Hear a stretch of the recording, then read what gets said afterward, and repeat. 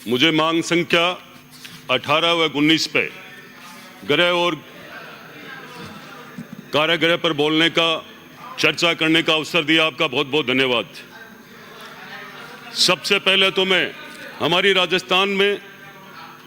राजस्थान की सरकार को एक ही बजट में राजस्थान पुलिस भर्ती 2025 में कुल 6500 पदों पर विज्ञप्ति जारी होने जा रही है, उसका बहुत बहुत धन्यवाद करता हूं। आवाज नहीं। साथ ही मैं मेरी मांग संख्या, सभापति महोदय, मैं मेरी मांग रखना चाहता हूं। मेरे नवलगढ़ विधानसभा में आप सबको ध्यान है, झुंझुनू हरियाणा की सीमा पे आता है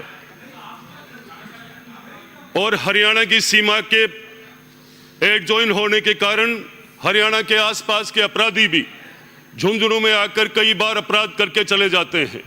मैं शेखावाटी के लिए और यहाँ सभापति महोदय आपके माध्यम से, गृह मंत्री जी विराजमान है, मैं ये जरूर कहना चाहूँगा कि अब वो वक्त निकल गया धौलपुर, राजाखेड़ा, बाड़ी, बसेड़ी, भरतपुर का।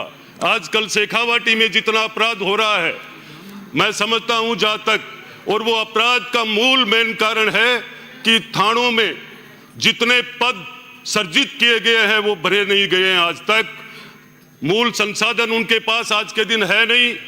इसका भी सबसे बड़ा कारण है कि जब पिछली सरकार ने, गत सरकार ने आनन फानन में 33 से 50 जिले जब बनाए थे, उन जिलों को बनाते ही प्रशासनिक संसाधनों और कर्मचारियों की व्यवस्था होनी चाहिए थी, वह नहीं की।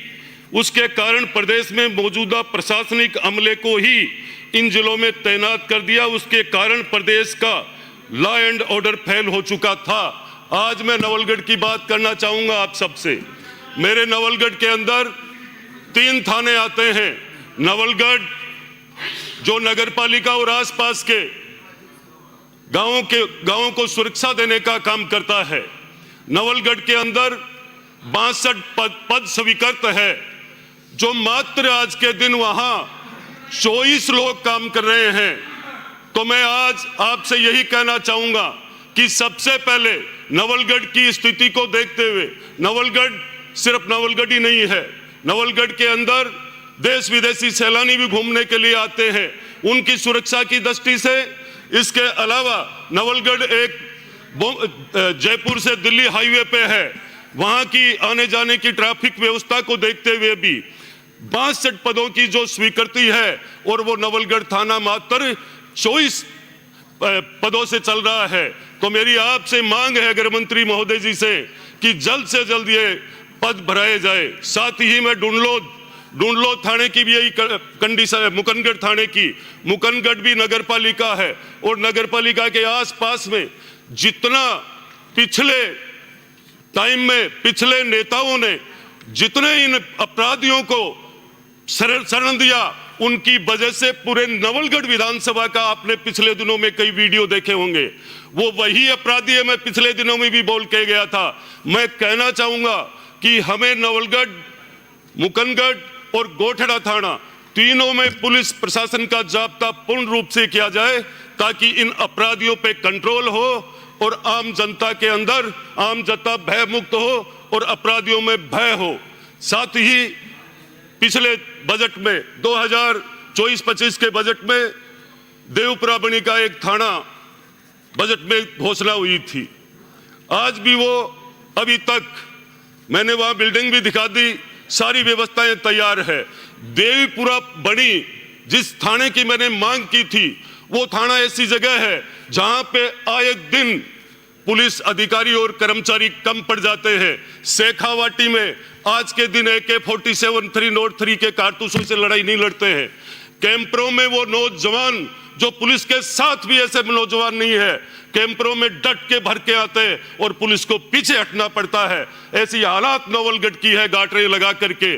जो आज की व्यवस्था को देखते हुए आए दिन जो वहां अपराध बढ़ता जा रहा है, तो मैं गृह मंत्री जी से ये आपके माध्यम से अनुरोध करूंगा कि जल्दी से जल्दी आपको वो देवपुरा बनी थाने को सुचारू रूप से चालू किया जाए, ताकि वहां के आम जन को सुख शांति प्रदान हो। साथ में वो देवपुरा थाना ही नहीं है, लोहारगढ़ जो पूरा भारत के लोग वहां पे एक टूरिस्ट स्थल है, दुनिया का आस्था का केंद्र है, लाखों लोग वहां आते हैं। इस भय के कारण से लोगों का आना जाना बंद हो गया और वहां ज्यादा अपराध किस वजह से बढ़ता जा रहा है।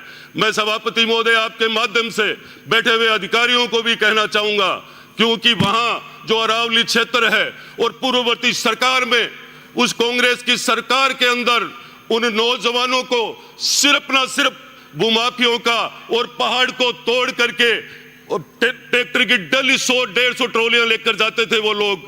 जो ही भारतीय जनता पार्टी का राज आया वो ट्रॉलियां बंद हो चुकी।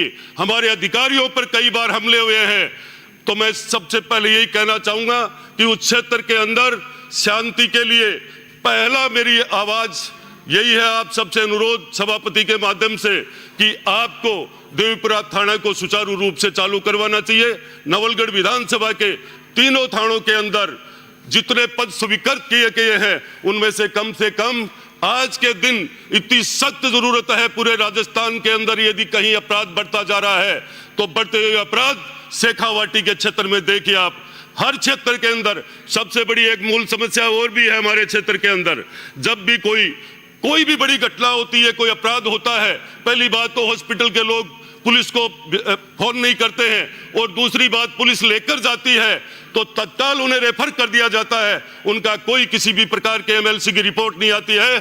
जब तक मुकदमा दर्ज नहीं होता है लोग सड़कों पर आ जाते हैं। तो पढ़े लिखे वो डॉक्टर एमबीबीएस किए हुए, क्या वो अपनी राय नहीं जता सकते? इसके दांत टूट गए, इसके हाथ टूट गए, क्या इसके पैर टूट गए, पुलिस को देखना पड़ता है 5-5 दिन के लिए। मैं आपके माध्यम से ये भी कहना चाहूंगा।